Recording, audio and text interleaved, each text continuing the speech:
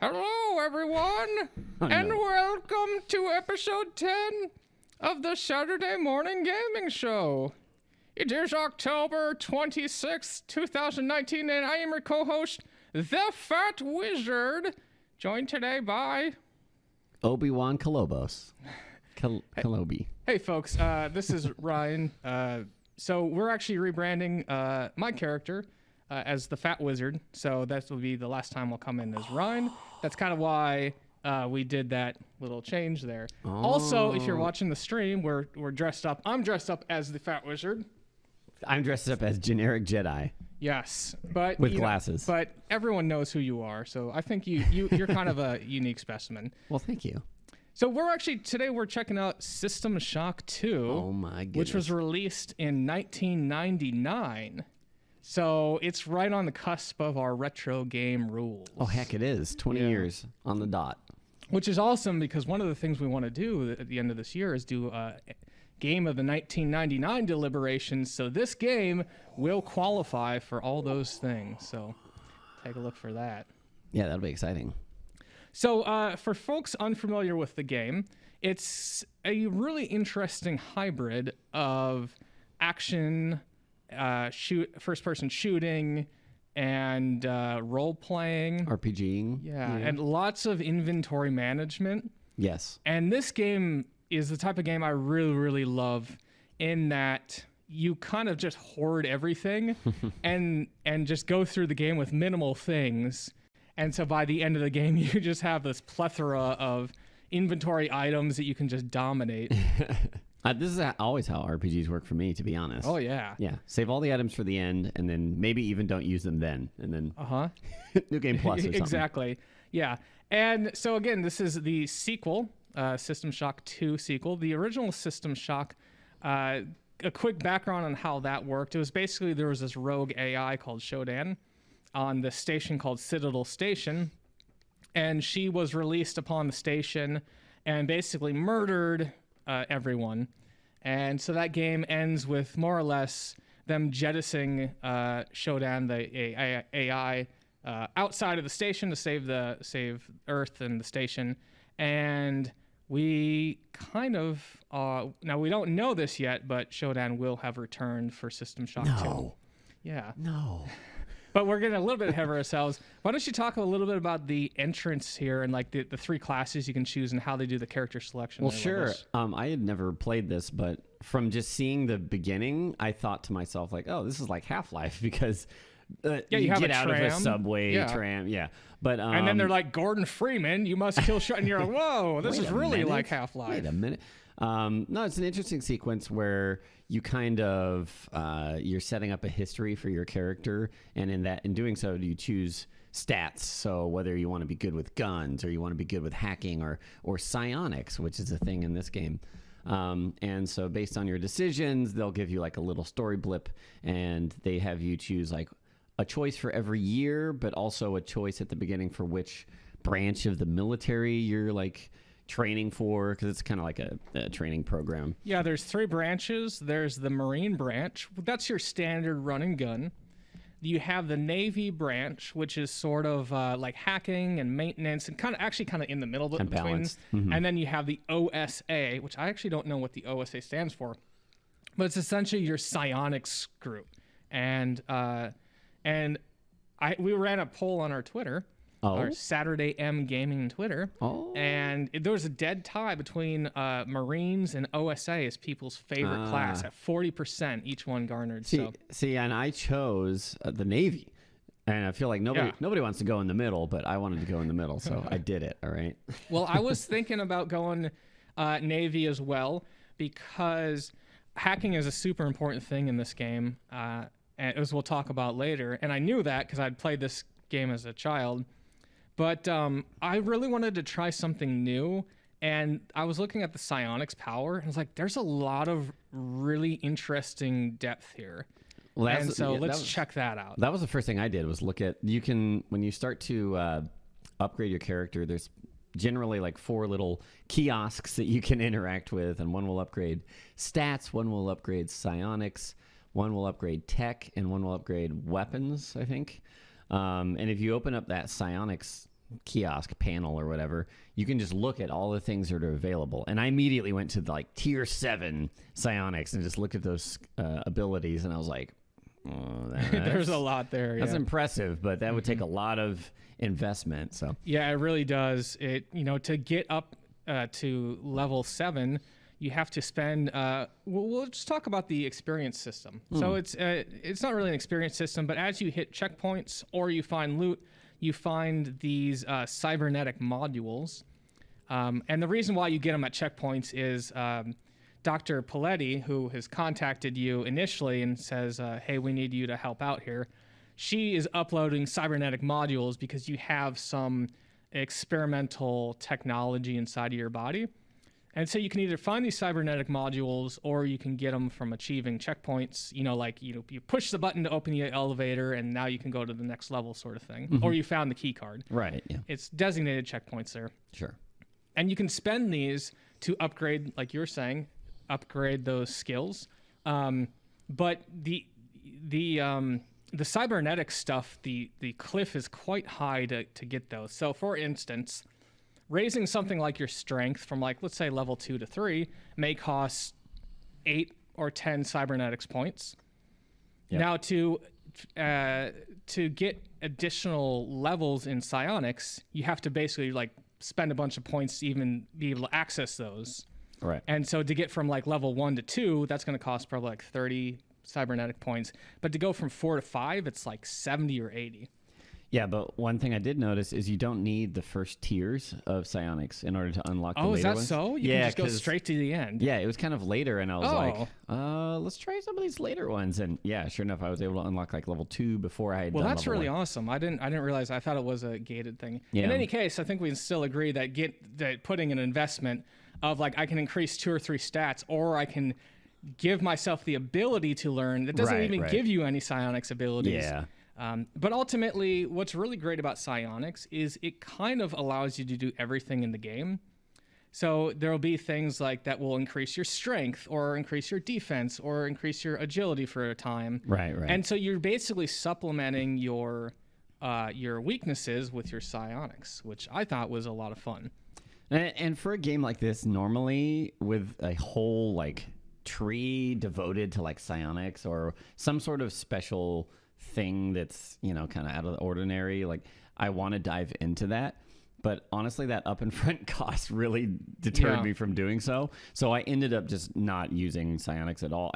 You have a resource for that, which is it called psi? Yeah, psi points. Psi points. Yep. And you can drink like alcoholic beverages and they heal you, but they drain your psi points, things like that. Or you can smoke cigarettes and that damages your health but gives you psi points. It gives you psi points, yeah.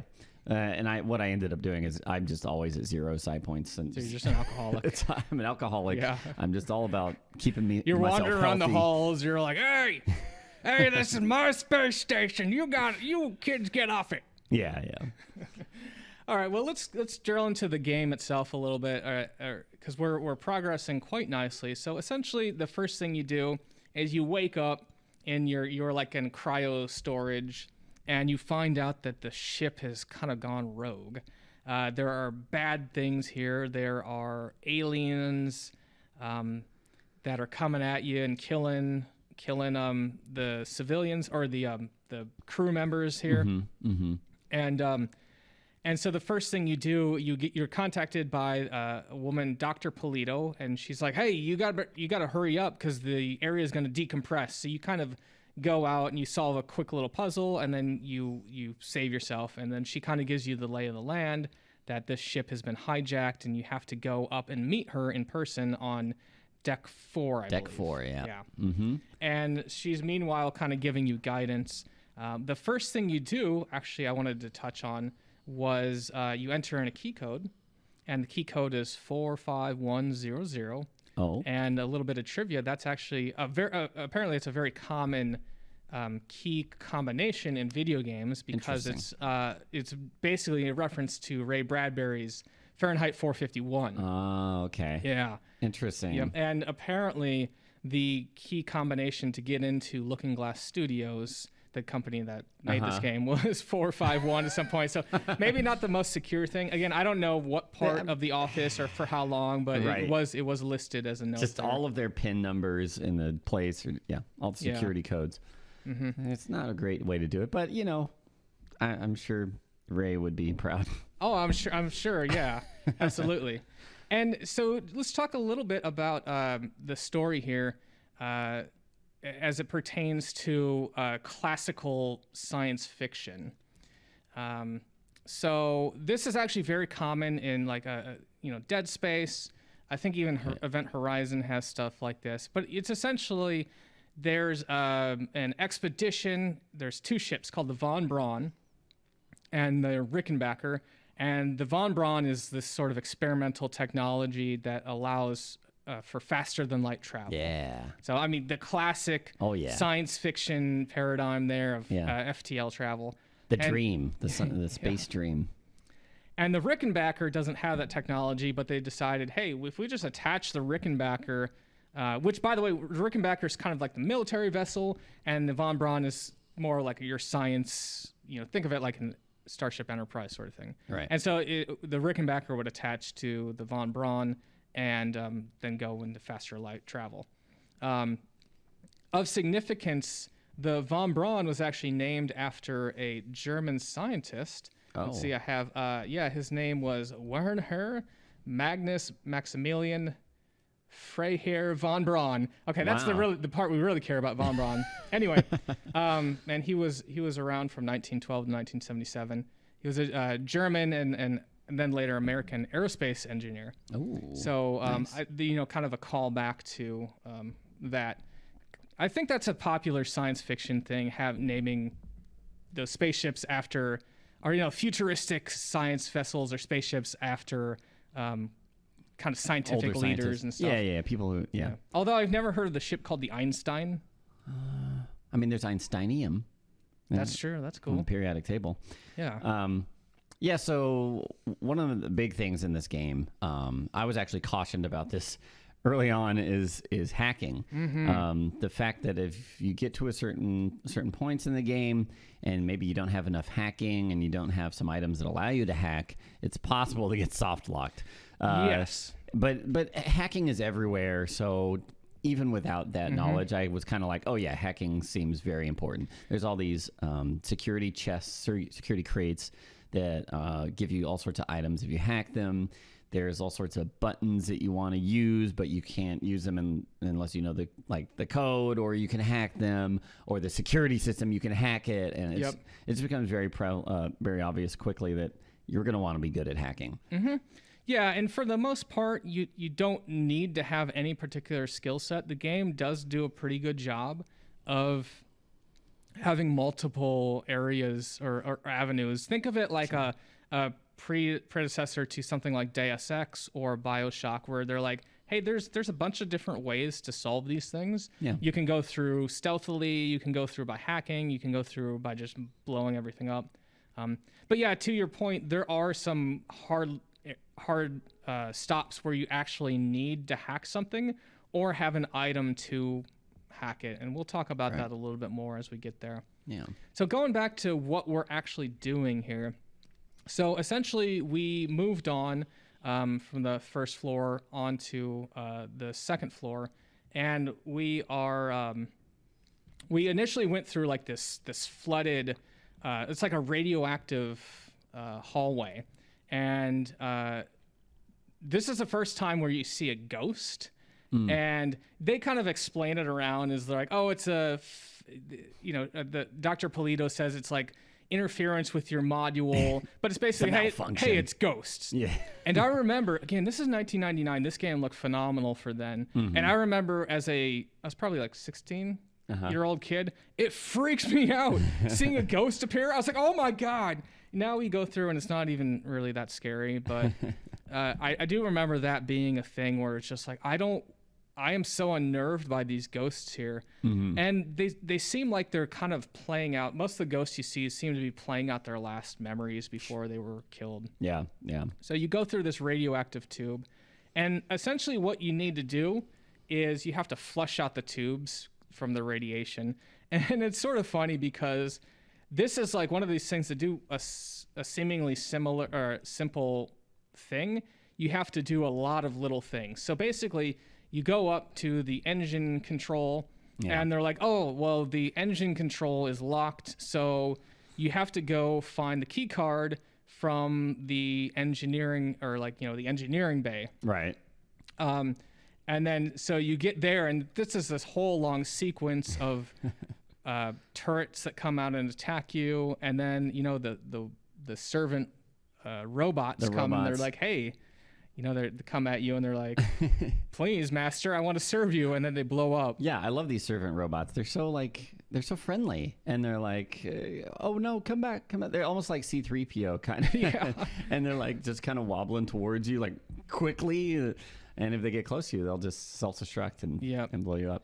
And so I'm playing through most of the game with a wrench. I think I also saw you play a lot with the wrench here. I always tend to go heavy melee if it works, because I like to preserve ammunition and, wait for something big to really unload on and then not have too big of an issue with it. And so anytime things explode, it's going to hurt you. So I would usually knock them down to low health and then step back and then shoot them. So when you're going down to the cargo bay, you have this little vision. And so, by the way, you have kind of multiple people that are talking to you in your head. You've got Dr. Polito, who's kind of like an authorized channel into your head. And then you have the Many, and they're sort of like, they're enforcing their telepathy on you. And as you go into the cargo bay, you get this cutscene of you kind of like being teleported, and it's a cinematic thing where you're going around one of the end areas in the game, and the Many is like, why won't you join us? Yeah, we just want to help you and be one of us, sort of thing. Oh, and there's this other AI presence called Xerxes. Yes. And was he the original AI on the ship, I believe? Yes, he seems to be the I'm not sure if he's relegated to just defense here, but he seems that's what his primary motivation is in the game right now. Sure, but he also talks really interestingly about like joining the flesh and the glory of flesh and all this and that, which is kind of a really twisted way of like protecting humans, but also just caring about. I think that Xerxes was corrupted by the Many. Again, the Many being all the little biological creatures that you're fighting against here. Yeah, they look kind of like zombified humans. There's like little worms that pop out of eggs that are basically straight out of Alien, the movie. There's what is it? The cyber ninjas the cyber ninjas? Cyber matriarch. No, yeah, those are creepy. And the normal ones that come at you, so you've got like basically the brute, or the grunt, we'll call it. Sure. Where he's got just normal human, but it's kind of like a worm thing attaching his shoulder and his head. When they come at you, they'll be like, kill me. Yeah. Or like, I'm sorry. Yeah. So it's kind of creepy because, I don't know, I'm unnerved by someone that is like attacking you, but it sounds like they have no control. It's like there's someone still in their body and they know what's happening, but they can't control it. Yeah. I think later we find out that the Many are mind controlling people, and that's kind of the link there. Now we just got the key code combination to get to fluidics control, and once you get there, you can turn off the radiation that's pouring in. So there was an area earlier where you'd have to have like a hazmat suit on, or you would kind of fill up with radiation. Actually, let me take a step back because that's not quite right. You get to the fluidics control, and it's like, all this thing's broken. You have to go back to this other place and find a replacement part, which is it's kind of cool because you go to the storeroom and there's a bunch of essentially motherboards. And you have to get a specific brand of the motherboard. Yep. And so you go in there and then you fill it up. You can, purge fluidics control. So. Oh, I don't remember this screen. Yeah. So the next big thing that you need to do is, let me see. Oh, this is one where you have to essentially go to the engine core and you have to reset these two. I think they're called nacelles. And those yeah. are basically like engine modules or something like that. And this area right here has some beautiful lighting. It's sort of like this green to red gradient. Yeah. And it sort of looks like a if I were in the Starship Enterprise and I saw their warp coils, I would not be surprised to see that sort of color pattern. It was kind of psychedelic there. Yeah, there's a cool system in this game that I want to talk about. Let's do it. It's the whole researching of things, which is basically enemies can drop items and they'll be unidentified, and you can research them. And the first couple items you find, like you can just research, and you basically set it as researching, and then you can do whatever you want, and it researches in the background, and eventually it'll complete, and then maybe you get extra damage against that enemy from now on, but also sometimes you find other things that require chemicals, and I found at least 3 chemical rooms where there's just a stash of all sorts of chemicals. Yeah, and they'll all be real scientific elements. Which is kind of cool because it's like one of the things is IR, and it's like, oh, that's iridium. CS, cesium, yeah. But yeah, it was a little. There is like you pick up logs that tell you exactly which chemicals are where. Yeah. But the areas are pretty open, and if you're not good at reading the map, it can be a lot of issue to try and get back to like a particular chemical room. So. The maps, it does have a pretty good map for its day, but it's still a little bit hard to tell where things are. So what will happen is you'll go to one like major area, and you won't be able to cycle through any other maps. So a lot of times later on in the game, you have to backtrack to it'll say backtrack to the bridge. And you look at your open mirror map and you don't see anything that says bridge. And you're like, okay, well, I think I have to go back to this other section, and then you can open up the map and there's the bridge.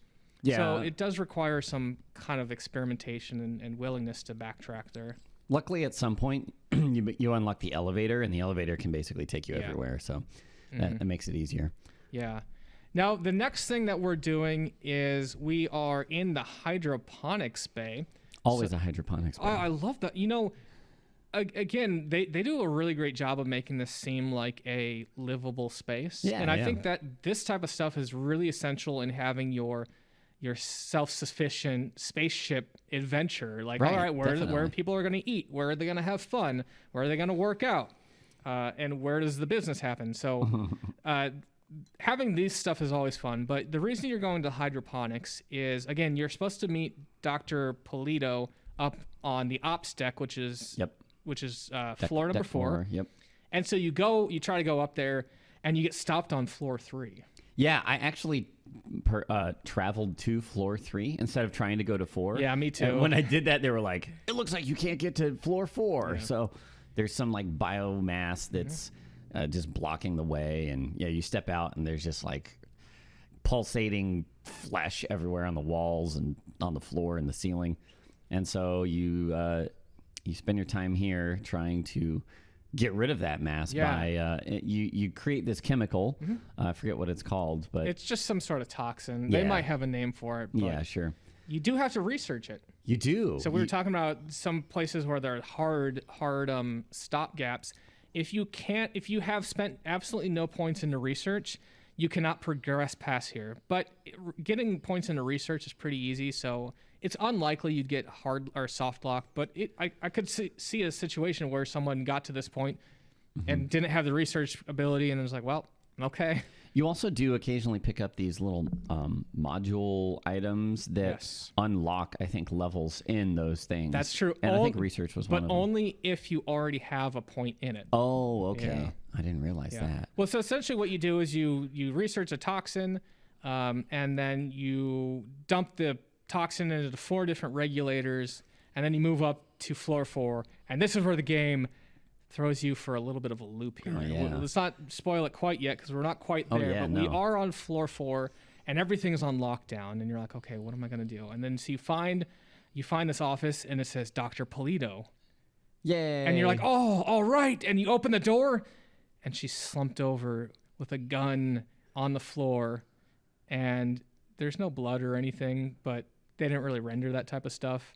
but you can assume what happens here. Right. And you're like, well, that's weird because I was just talking to you. Yeah. And so you search her body and you search around and you're like, well, what do I do now? And then you try to leave. You try to leave, and there's like these invisible walls. And you're like, that's, what? Is there a button I need to push or something like that? Yeah. And then you're just kind of hanging out, and I think you start to hear a voice. And so, and then all of a sudden the walls fall away, and it's Shodan. Dun, dun, dun. This was a cool moment. I don't know. So when you first talked to Janice Polito, I heard you on your stream. You were like, "Oh, that's obviously a bad girl." Janice Polito is not a bad girl, but Shodan is. Did you know? True. Did you know something was up, or did you kind of assume? No, I just assumed. I don't know. There are stereotypes, and I usually try to just assume that. And it wasn't. She wasn't the bad person, but she was kind of being controlled by Shodan and leading you here in the first place. But yeah, this whole sequence, granted, if you play it these days, you'll be like, oh, okay, whatever. Mm-hmm. But I can imagine back when this was new, you're just like, wow, how was that? Yeah, especially, think about a lot of times, everyone has to have their experience with tropes for the first time sometime in their life. Sure. And when you're 15, 16, some of these things are still fresh for you. So this is one of these things where I was caught way off.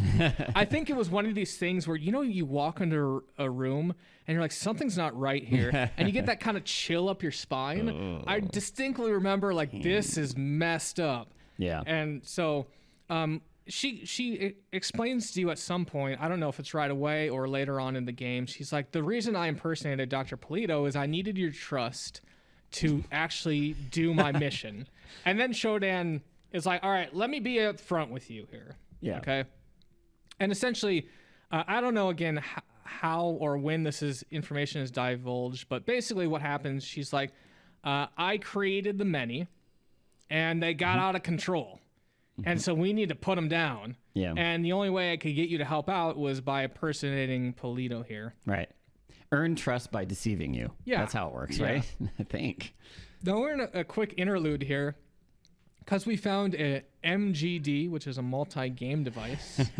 Did you play any of the games on here? I played several of the games, absolutely. So you can find this device, which is basically like a Game Boy thing. Yeah. And there's like 6 different games. Which ones did you pick up and play? So I played the Frogger one, and they're all pig-based. So that one was... what was it called? Hog. I see, and they didn't call it Hogger, and I was like, "Oh, come on, come on." Hogger would have been good. It was like Hog Street or Hog Cross, or I can't remember. Yeah. I played the one that was basically Minesweeper, Hog Sweeper. Yep. And then there was the other one that was like the roguelike. Yes. Which I don't remember what the name was, but I will say that I spent way too long on one of those Minesweeper levels. I played Minesweeper for a long time. And I didn't beat it. Oh, really? I was like flagging so carefully, and I was like, yeah, this, and I was like, nah. And then I just There's also a golf, which it just controls so terribly because it's like, it's one of those where it's like, all right, do you want to swing to the left or to the right or straight, and do you want to hook, or you like slice under and then 3 clicks to, and you're like, holy crap, no, I'm not gonna even play. I swung the club once, and I'm like, nope, not doing that. Minesweeper works better in that. You would think they'd have better games in this time period if they've got FTL Travel. Well, I mean, they're retro gamers just like us. I guess so. Yeah. Now, I've actually upgraded my weapon here. I don't know if you found this. I did find it. I did not use it. It's a crystal shard. Yeah. And so in order to wield this, it's weird because it's not just strength. It's like you need to have a point in exotic weapons. Ah, yes. And so I kind of dumped a bunch of points into exotic weapons, and this crystalline shard it honestly looks like just a icicle with these huge shards sticking out of it, and it does a lot of damage. And so I kind of use that to kill everything. The big problem with that is they have these cybernetic ninjas.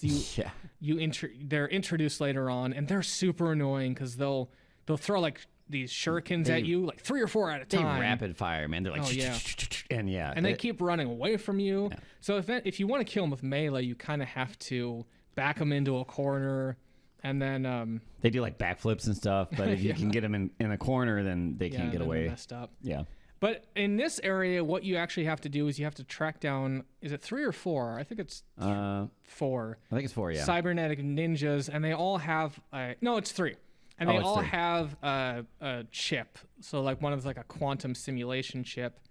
I don't actually remember why you need that. You need to override, like, because Xerxes, I think, has control of, or the Many have control of parts of the ship, and by doing this, you give Shodan some control back. Oh, that's right. Yeah, she basically wants to dunk Xerxes here. Yeah, and so at this point, you're like, well, I mean, Shodan did debate me and deceive me this whole way, but I guess I'll help her because whatever. The Many seem what else far are you more, gonna do? Yeah, they've been attacking me a lot more than Shodan has. So yeah.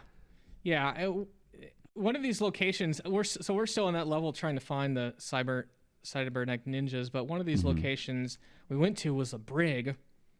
I don't know if you found the brig. Yep. Oh, yeah. And it's cool because you go into a little jail cell. There's 3 jail cells. 2 of them are locked off, and one of them is empty. And so you go in there, and it all of a sudden like turns on. And it's like, oh, you're trapped in here, and worms come out. Oh yeah. But worms. So you kill the worms, and you're like, oh well, am I stuck? Is that?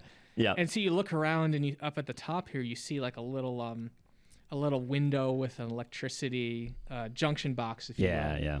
And so you're like, oh, that's cool. And so you smash that or you shoot it. Again, if you don't have a way to hit that, you're done. You can jump and melee it because that's what I did. But if you don't have a melee weapon, I guess so, yeah. You're done. True. Anyway, you can do that, and then it will open up, and you're like, all right, cool. That was. Luckily, I had a lot of experience in destroying panels that were on walls. I saw you were running around hitting panels. I was like, yeah, that's man. Like, well, were it you was hunting for secrets? It was so satisfying. It was like cleaning the walls because they would get destroyed, and then it would just be the sheer wall. No, like most of the time, no junk. Like some of the panels would leave stuff behind, but it would just be nice and flat and very satisfying. Now we finished up Area 4. We gave control back to Shodan, and we go up to Area 5, which I think is the recreation deck. And up here, you are greeted with, this is the first location where you see another living human. And there's another location. There's like a lady, and she gets chased by something. I don't remember where it was. I think that's a little bit later on. That's in the shuttle bay, I believe. Maybe I might be misremembering, but there is a situation like that gotcha. I know for sure. And so you get here, and this whole area is a big mall. There's a lot of stores. It's really well done, and essentially what you do up here is you have to align a transponder device to, I think it's to broadcast a message. And they have a really cool mechanic, although it's kind of a pain. And the guys that have set this up, they basically wanted to make sure that, I don't remember if it's the Many that were watching them or someone was watching them, so they had to encode their secret message in a way that other people wouldn't see. And so what they do is, I don't know if you saw the art stations, like the pictures, the multi-pictures that you can play with. Yes. So what they do is they hide key codes inside of those pictures. Oh man. And so what you'll do is you'll go, and there's 4 of them total, I think. Okay. And you'll cycle through the pictures, and then you'll just see number like 10. Oh. And you're like, okay, so you write those all down. Nice. And then you collect them all. But the problem is you have absolutely no idea. As far as I can tell, you have no idea where to find them. Interesting. So if you miss one, this area is actually really, really big. Okay. Probably one of the biggest floors in the entire game because there's multiple sections of this. There's like the mall section. There's like a garden section, and each of those has 2 of these. But if you miss one, you're like, well, I guess I'm just going through the whole world again trying to find that one picture. Yeah. But yeah, I really like that because it kind of... it's realistic. It's realistic, and it makes you kind of have to pay attention to details. Definitely. And that's something I think is typical of kind of older games. Oh, yeah. They don't, there's not a big indicator on your map that's like for this specific thing that was supposed to be hidden anyways. So yeah. you either have to have been paying attention in the first place or just... do your diligence and backtracking and it's like if you get to the part where you need it and you don't have it, It's just like, tough luck, kid. Get it or stop playing our game. Stop bothering me. Go find the stuff you need. Wow. That's basically what they're saying by designing it that way. Yeah. But I think it's really cool because, like I said, it makes you pay attention to detail and absorb the environment. Yeah. One of the pictures is actually tilted. It looks like it fell upside down. Interesting. So, and it's one of those. Like, it looks like the numbers could go upside or right side. But it's like a 2, like a blocky 2. Yeah, I think it's like a 9. Oh yeah, 9 or a 6. Yeah, a 9 or a 6. Yeah. In any case, you collect all those numbers there, and you have to go to the transponder. But before we do that, we're hanging out in the garden, which isn't very pleasant because it's more of a graveyard now. Yeah, this place is a mess. And so you're finding all these open graves of just people stuck in there, and you have to basically grave rob them. I mean, you got to make use of what they can't anymore, right? Yeah, absolutely. This is a survival. Yeah. And one of the things you get is a crew access card. And so that will allow you to open on to the next area. And I think the next area, we're going to get there in just a second. I think the next area is the actual mall, and they have a really well built out area. So full disclosure, this is actually as far as I've gotten in the game, and I'm going to continue playing it today. But I'm going to get a little bit spoiled on things. But well, it's still a really great experience, and we do skip over a bunch of stuff. So sure, yeah. But you'll know the ending, but I don't think I bet you could tell us the ending I right probably now. guess right now, yeah. Now, I'm sure that you faced off against these big mechs that shoot lightning balls at you. Oh, yes. How did you deal with those? I found that if you just strafe around them very tightly, you can just hit them in the back, and they're like, they're like rotating. Cannot compute. Not enough speed, and then but especially the first incarnation of those are like yellow, and they're not too bad. They don't hit too hard, but the second incarnation are like white, and they shoot like straight lasers, and those hurt really bad, and they have really good aim too. Whereas the first one's kind of have slower moving projectiles.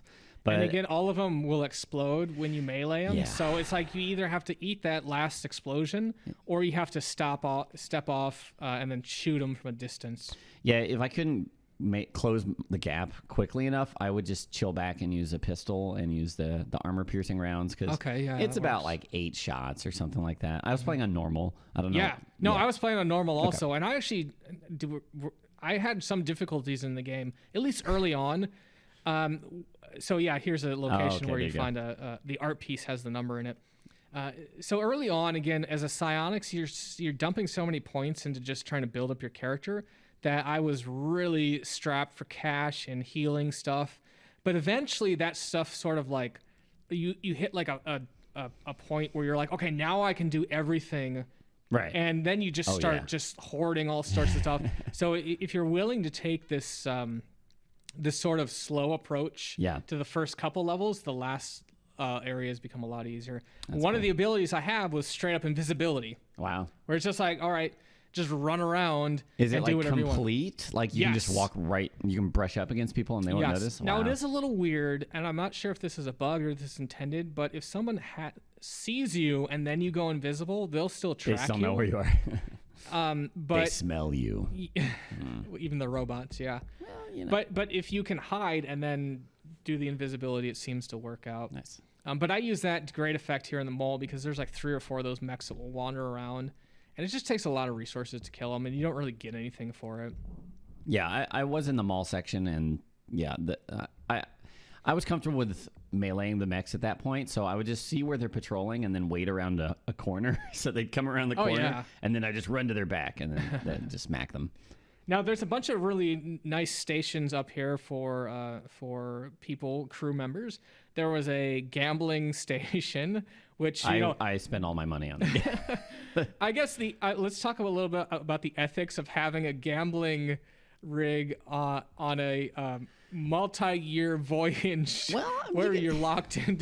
You got to have some fun, man. I don't know. Where does the money go? It goes. It's digital, I'm sure. Yeah. They beam it back to.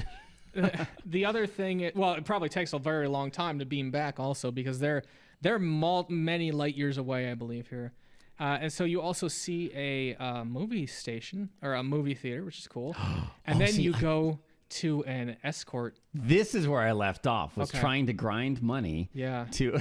Oh, so we're actually going to go through all of them. So there's there's an escort area. Oh, and no. you go into the there's a vending machine, and you can buy basically key codes to get into all the vendors. And so I kind of cheese this because only one of them has anything worthwhile. Oh. And so I just buy all the codes and I go in there. I'm like, there's nothing here.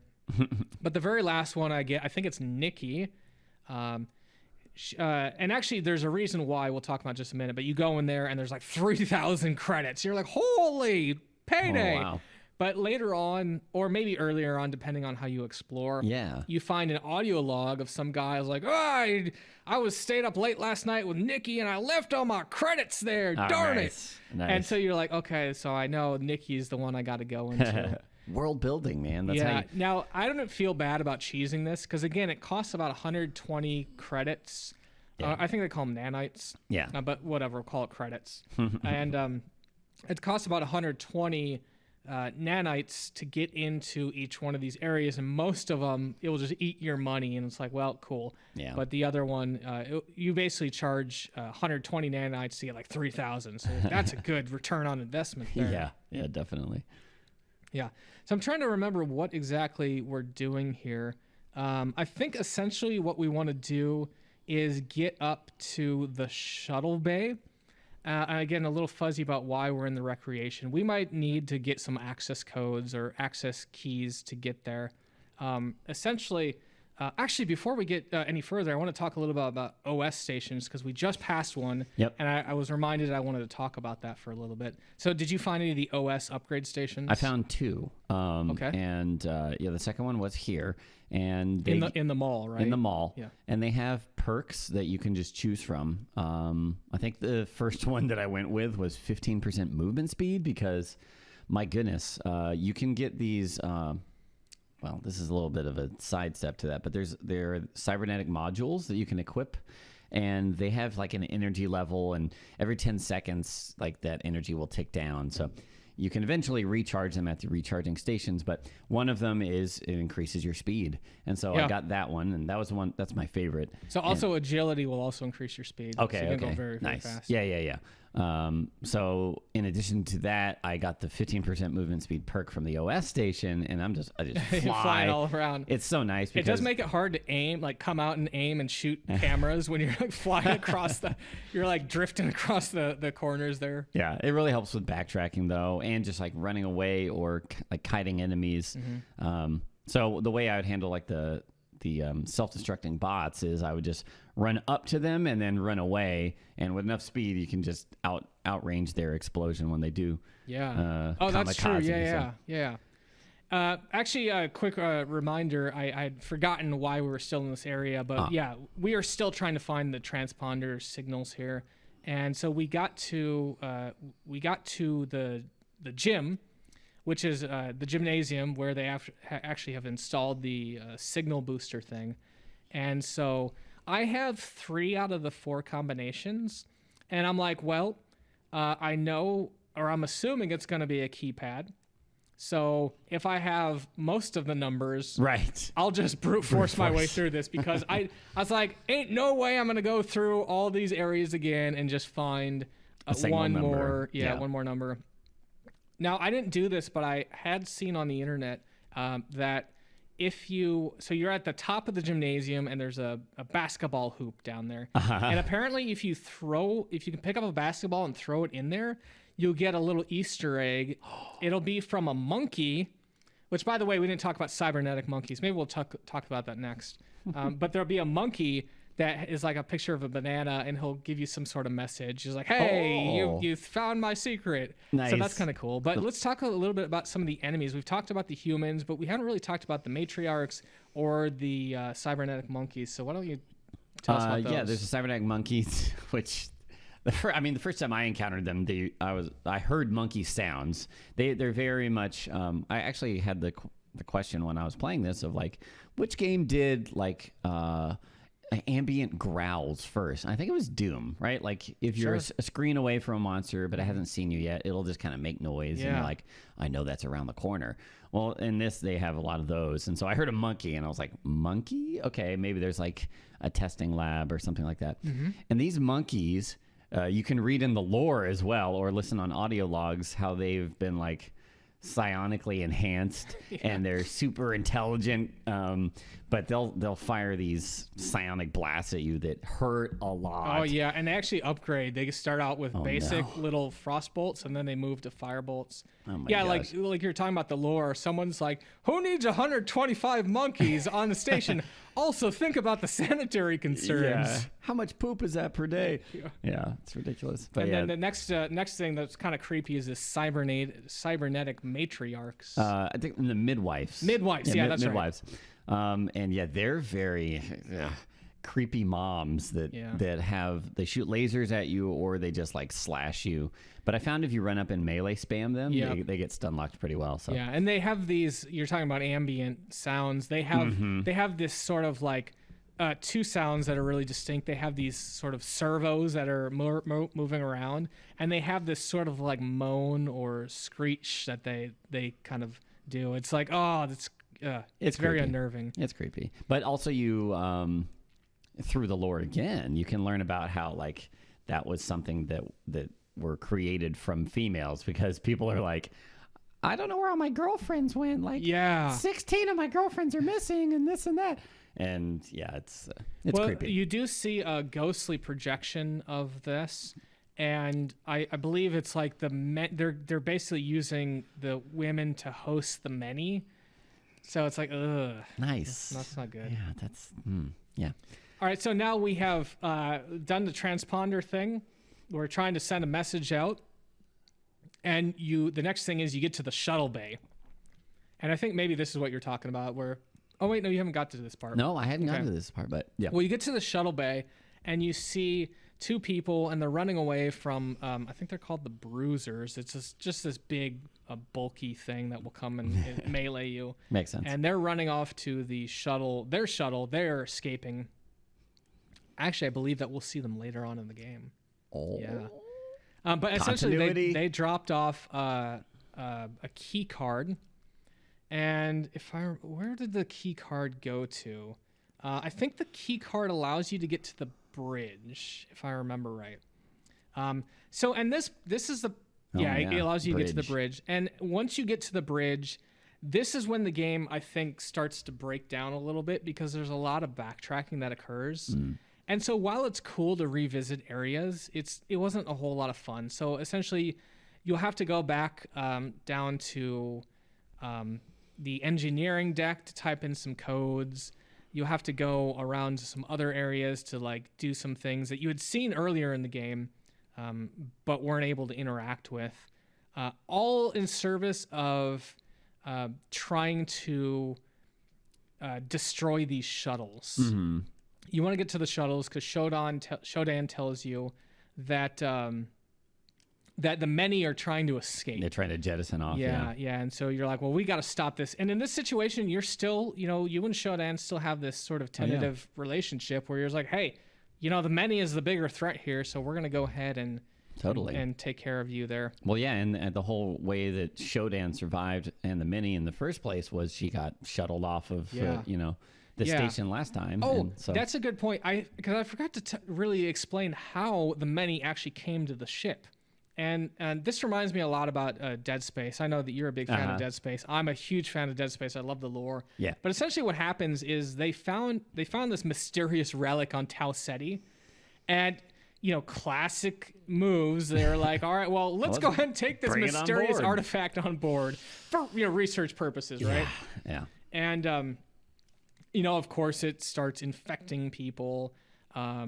Essentially, we kind of dipped in this a little bit earlier, to be more specific, Shodan created the many, but then she went into stasis so they basically ejected her from Citadel. Mm-hmm. She created the many as like her creation, and then went into stasis for some reason. And then when she woke up, they were out of control. Yeah. And so I think that's also really cool because it's like Shodan she's got some baggage that is coming along with her, you know. That's one way to put it. Just baggage. Yeah. Yeah. Now, as you can see here, I have on the right side of my screen, I've got a bunch of buffs. You were talking about your level 5 cybernetic implants. So dang. I'm rolling up here with so as far as I could tell, the damage resistance stacks. So Nice. the level 1 psionics is like plus 15% damage reduction. Level 5 is plus 60. Plus I've got armor on. So like I'm just going up these guys and it's just like, ain't nothing gonna touch me. Yeah. But so we're also moved into the shuttle room, which I was talking about. We're trying to get there. There's 2 shuttles that are hosting the menu. The first one you can just blow up, no big deal. The second one has a shield that's generated. Oh, I gotcha. And I always loved in games like this where you can just run up and melee a giant ship and it just explodes. Like that's that happened during Half-Life too. There was a tank and I was like, oh yeah. I'll try and kill this tank. Crowbar, explode. Oh yeah, that works. Now this is the area that actually I was talking. You could get soft lock. So to blow up the second ship, there's a shield generator here, and in order to do that, you have to hack one of the vending machines, and that will then grant you access to a new piece of equipment, or it's like an item that costs like 100 nanites. So no, actually, I don't think you get soft lock there either, because enemies will continuously respawn in the game and drop like 5 or 10 nanites. So Sure. you could farm if you didn't have that, but there's no way to farm more cybernetic modules to give yourself enough hacking. Gotcha. But assuming you have enough hacking, you hack into that vending machine and you get this little piece of equipment, and then you drop that onto the shield generator, and that overloads, and then the ship's blown up, and Shodan is very pleased with you. Very pleased. Yeah. Now, we're not done yet. So the next thing you have to do is you go back up to the bridge, and there's like these little dangly, almost like, you remember when we were playing Half-Life? Yeah. There was the end boss there, whatever you remember the name of that? Nilhenlith or something. I don't know, the baby. Yeah, the flying flying baby. In any case, there's one of these type of things that you have to hit or you kill. It's like a cybernetic projection or psionic projection, and then once you kill it, you can go kill like a little brain stem, and if you don't kill the brain stem, it will keep respawning. Interesting. So be on the lookout for that one. Okay. Yeah. And then after that, you go to more shuttle locations, and there's 15 of these eggs that are kind of scattered around this big area. Oh boy. And at this point, you're just like, oh, come on, really? I love System Shock 2. It's so fun. Yeah. But there's a point where you're just like, come on, let's go. So you have to find 15 eggs. And again, this is a situation where you could miss one. Yeah, And have then to have backtrack. to backtrack so Now, much. they do a pretty good job, though, of sort of gating that off. There's 2 things you actually need to do here. The first thing is you have to find those 15 eggs. Yep. They're again scattered all around. And the second thing is there's these like gravitational inverters you have to flip. And so we'll get to that around one of the last eggs. Sure. But yeah, you have to kind of find these 15 eggs. And again, there's no real indication where to go. Most of the time, they're pretty well out in the open, but occasionally they'll be like, one's on the side of a wall, so you have to kind of look around a little bit there.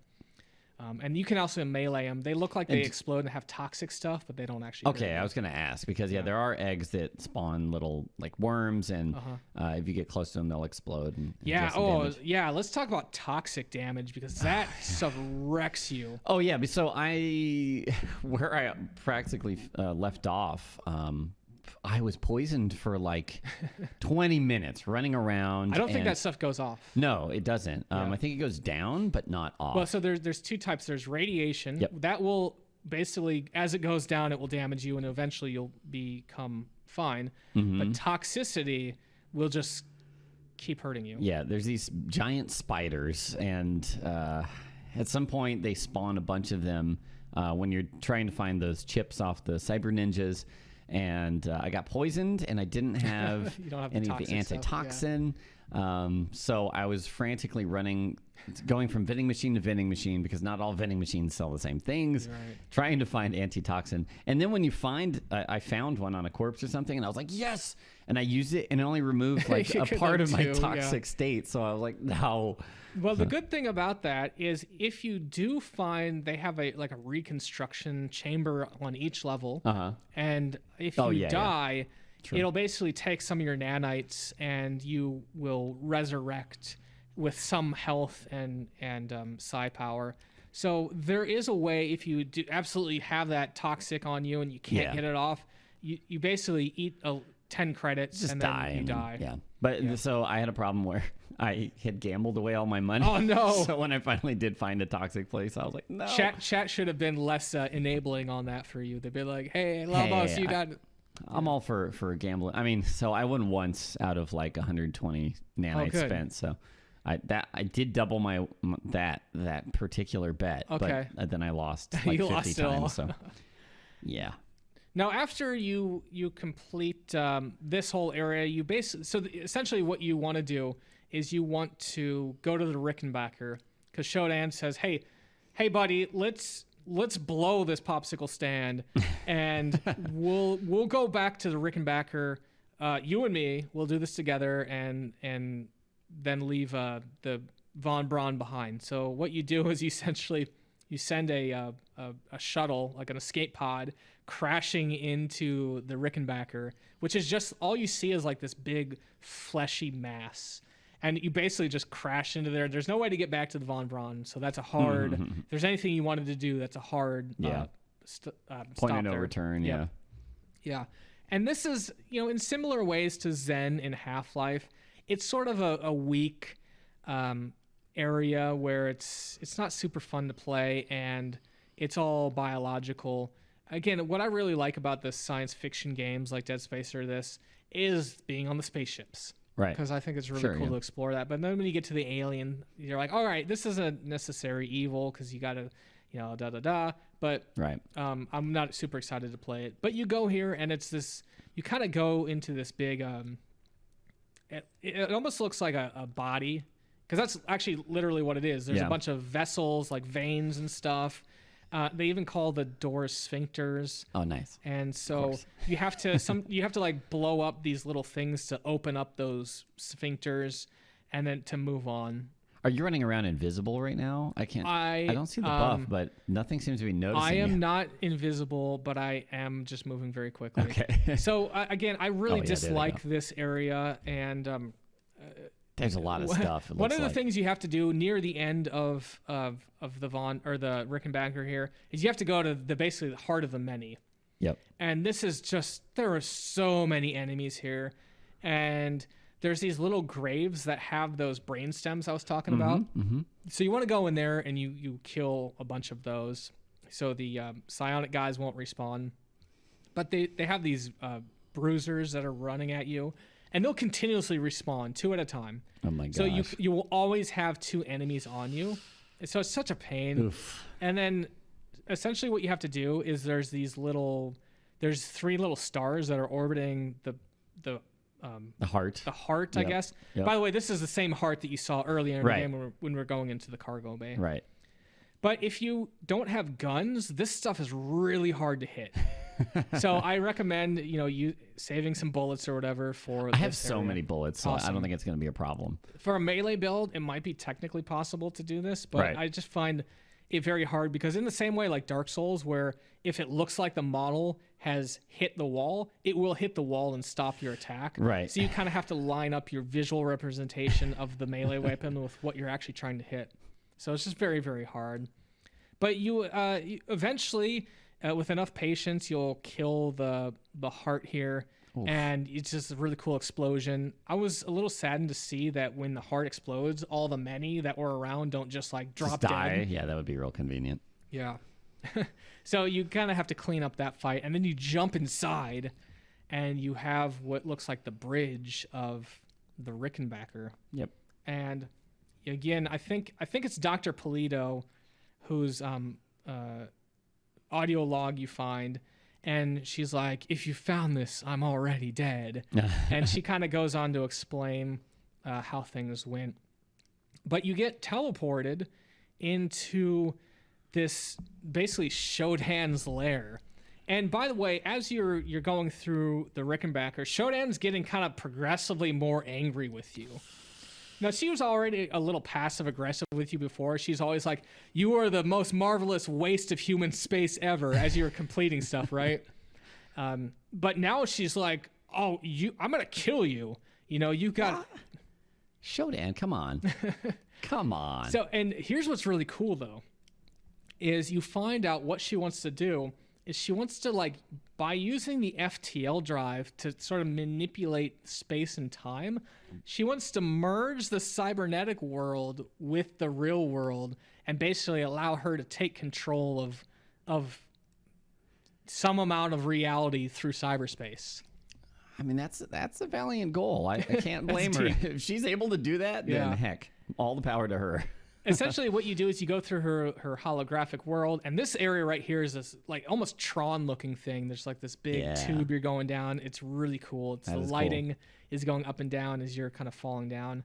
And this is the last fight in the game. It's you're facing off against Shodan, and hacking is necessary for this. 100% necessary, or you need to have those ice modules. When I played this originally as a kid, I had no points in hacking. Oh, no. And I would use my ice modules to get past crit paths, and it's nearly impossible to beat this without. And so I never beat it. And so this was the first time I actually beat it, and I knew hacking was super important. Sure. So essentially, Shodan is sitting in the very middle of the room, and she's got this force field up. Mm-hmm. And then there's these 3 control stations that you have to hack. By the way, there's the floor under these control stations is blinks on and off, and it damages you. It damages you. And then you've got you got Shodan's projection, which is running around the world, also shooting at you. Perfect. And so this is why having high hacking is so important, because you can just run to the thing, click, click, click. Okay, cool. Run to the next one, click, click, click. All right, it's done. Once you get all 3, or is it 4? In any case, once you get them all, the shield comes down, and all you got to do is shoot a couple bullets or fireballs on over to Shodan herself, and that's basically System Shock 2. Dang. And she has these little colors that come out, and you do a cut scene of Shodan talking to you. And this is actually one of the cheesiest lines. I think maybe they intended it to be really cool, but basically, to talk about your character a little bit, the graphics are so bad that your character is basically like his face is a triangle. It's really bad. And so it looks comical. Anyway, Shodan's like, we together, you and I can rule forever. Just give me another chance. And your guy just pulls up a gun, and he's like, nah. And then he shoots the monitor. That's awesome. And it's like, and then she's like, no. And I'm like, continuity error. My guy didn't even have a gun in his inventory because I didn't use it. Called out. I know. Well, and that's the thing. You actually have to have points in a gun to even equip it. Yeah. And so I was just like, well, throw away the gun. We're not going to really use it. Maybe your character was infused by Shodan's remnants after you destroyed her, now you can do everything. And the gun was, I guess I am in her little world here, so I could see maybe she put a gun in my hand or whatever. I think we're making up too many, fixing too many plot holes here. That's fine. It's fine. Yeah. But I think this is really cool because you finally get this face-to-face time with Shodan. Yeah. You hadn't got to really talk to her since Deck 4. So, you shoot her. Again, I'm not sure why shooting the screen kills her. That's how computers work, man. That's true. Like, if your computer's acting up, slap the monitor. Yeah, you have a computer, but if you shoot the monitor, then it breaks the computer. That's how it works. I mean, you can't see to disprove it, so... Yeah. Now, the last scene here is with... I think the name is Tommy, and I don't remember the woman's name. Again, I'm pretty sure these are the same people we saw run away in the shuttle bay. In the shuttle. But they get a transponder device. They're like, "Hey, come back! We have survivors here. Come back!"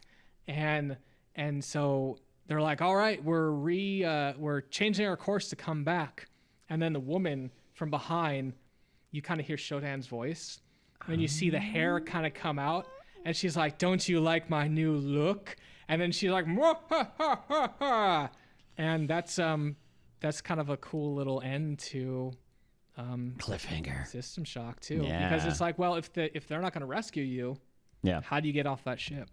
That's a good question. Maybe you don't ever. Well, again, that's System Shock 2. The credits are pretty cool. The way they do the credits is they have all the developers, and they're kind of green screened in, lying dead, and they have a little bit of lore on them there. Now there hasn't been a System Shock 3, is that right? There is one in development. That's but what I thought. We'll see how that actually gets released. Yeah. Okay. All right. Sweet. Well, yeah.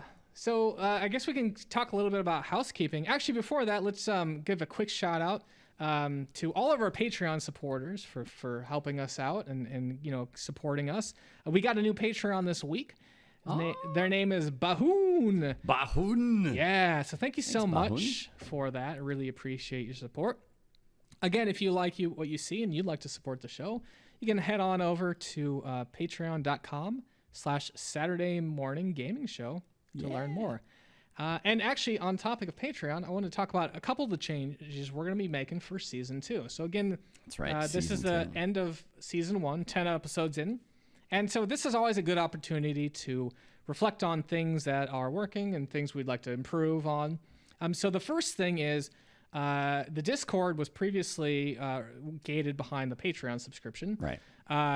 But I think we decided that we'd rather have just more people in and not worry about gating off anything. So the Discord is going to be completely free now for everyone. Yay! And there are links, and then we'll post links on the Twitter. But this is a really great opportunity for you all to come in. If you want to play the game alongside us, we have channels for each of the games. So come in there and chat with people about your experiences in the game. Heck yeah. It's been a good time so far, but it would be interesting to have even more people in there. So yeah, awesome. Yeah, that would be really great. Now, as you can tell, we are streaming on the Saturday Morning Gaming Show channel, although that's probably going to be rebranded. So a lot of things are kind of up in the air. So my recommendation is to follow us on Saturday M Gaming on Twitter. You'll get all the updates there and make sure you have all the information you needed. But we'll talk a little bit of the changes we're going to do in Season 2. So one of the opportunities we had was we had Tom. Yeah. Retrograde Tom was on on last episode for Myst. Yeah, that was great. And he worked out so well. I was like, "Hey, Tom, would you be interested in doing this on a more permanent basis?" And he's like, "Yeah, I'd love to." And so going forward, we're actually going to alternate guests. So it's basically going to always be me, because I've got all the setup and stuff. Sure, yeah. We're going to swap off between Lobos and Retrograde Tom. And that's a really great opportunity for us to cover different sort of games that we might not have been able to cover, as well. Something like Baldur's Gate, or Might and Magic, or things that just require a ton of time that no one's going to watch 80 hours of Baldur's Gate on the internet. But if we play it on our own time, that's a feasible thing. So it's going to help us break up some of the cadence of the shows and allow us to get some more fresh perspectives, fresh games, an opportunity to really explore the games deeper and stuff like that. So the next episode, and that's why we swapped to the Saturday Morning Gaming Show channel. Right, yeah. So Lobos will continue to support us and host us when he's on the show. Absolutely. But we're no longer going to be on Lobos' channel, and that was always the idea. We always wanted to use you as sort of like, hey, yeah, we wanted to use you. No, we always wanted to utilize. That's a better word. Utilize your channel, what you've got, but we never wanted this to become a thing where it was like on your channel, because you got your own content, you have your own brand, and we didn't want to enforce those requirements and time restraints. So, again, future streams we'll start going to do on a bi-weekly podcast, bi-weekly show on Twitch. It's just going to swap between me and Tom and Lobos. So I think that's a really exciting change. Season 2 is going to start November 9th. We'll talk about the next game here in just a minute here. Oh, dang. But yeah, Season 2 will start on November 9th with Retrograde Tom. Season 2, that means a reset of the Hall of Heroes, doesn't it? Oh, boy. So let's actually talk about the Hall of Heroes. Let's. So the Hall of Heroes is a chance for you to flex your gamer cred. All you need to do is beat the game of the week or the podcast. Then you just take a snapshot of the credit screen with your same name somewhere nearby, and then you can upload it to Imager and shoot us a message over to SaturdayMorningGamingShow@gmail.com. But let's actually go over the Hall of Heroes entrance for System Shock. Now, we did just only have one submission this time. Only one? Yeah, it was System Shock 2 was a long game here. So let's pull this up here. It is Nonsense Megia. And Nonsense Megia had a message here. Oh. But I seem to have misplaced it. Oh. Hold on. Thank I'm you, gonna Nonsense go get Megia. it. I'm gonna go get it because this is important. Okay. And we'll just edit very this part important. out. Yeah, no. Edit or edit it in. Because now it's just hello. Couldn't finish this one in time. Hey, no worries, Gaming Steiner. Thanks for always being at the top of the leaderboards. I think you're still there, probably. As we close season 1. But I hope you enjoyed it if you got to play it. I also didn't finish it in time. I've just been really busy. That's actually one of the reasons that I've been decided to step back on doing the bi-weekly and just move to monthly, especially with all the stuff I got going around with, new house and all this stuff, and just various stream time things taking up a lot of things. But yeah, no, I've loved it, and I'm totally going to finish it. We're going to continue playing it today. Although I had a little bit spoiled on this show, but we'll play through it and see all the little intricacies that it has to offer. All right, so let's talk about Nonsense Megia. So I don't remember where we left off, but I said something like,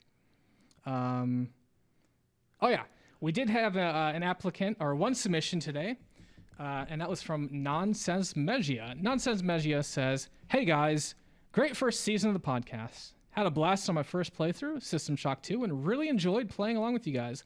Looking forward to season 2 of the podcast." Woo! Thanks, Nonsense Me too. Megia. Yeah, that's going to be a lot of fun. Yeah. Well, sadly, we have reached the end credits of this episode, and we wanted to thank everyone for watching us on Twitch or listening to us on the podcast. Oh, wait, did we have a total for the Hall of Heroes points? Oh, we did. That's it's the end of the season, so. Yes, we did.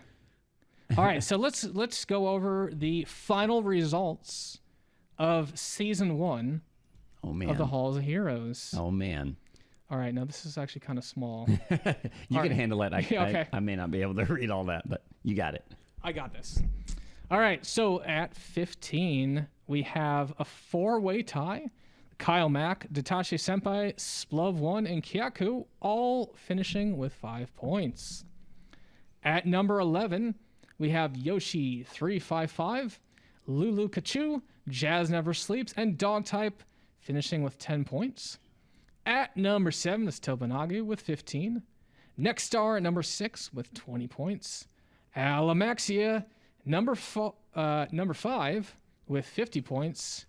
Number 4, Nonsense Megia with 65. At number 3, we have Haratham at 70, and tied for losers. Wow. Gaming Steiner and Brisk Mountain both at 80 points. So no winners this year. Wow. This Everybody season. is a winner. What Yeah. are you talking about? Everyone's a winner. Everyone wins. So season 2, we'll kick off with next time. Yeah, November 9th.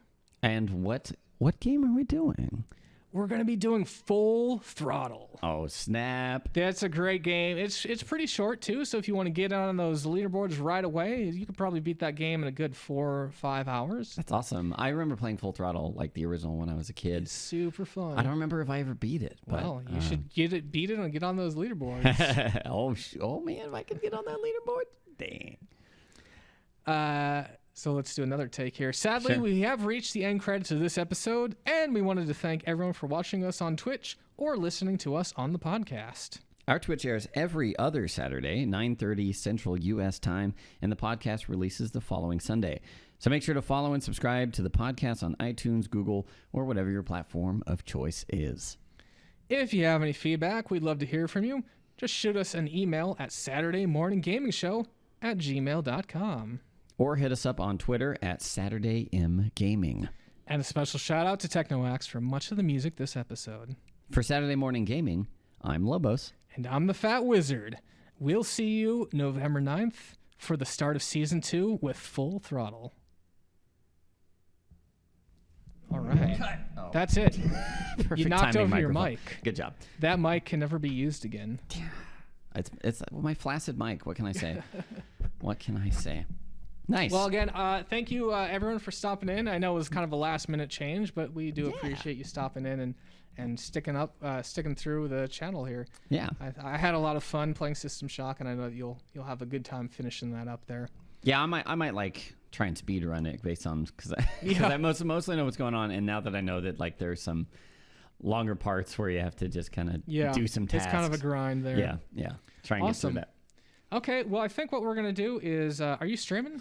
I will be streaming. So I'm actually at the Fat Wizard's house because I broke down my whole setup as we're getting ready to move and everything. And hopefully people couldn't tell because I think I did a pretty good job of recreating the scene. So I think it looks pretty good. Pretty good. So yeah, you didn't even know. We actually excavated Lobos's retro room and just brought it here. That's true. The whole space of my house is just chunked out, and somebody was saying yesterday, just use a trebuchet to just fling it over here, and there you go. That's a really great idea. But yeah, I'll be going live as soon as I get home. Okay. And yeah.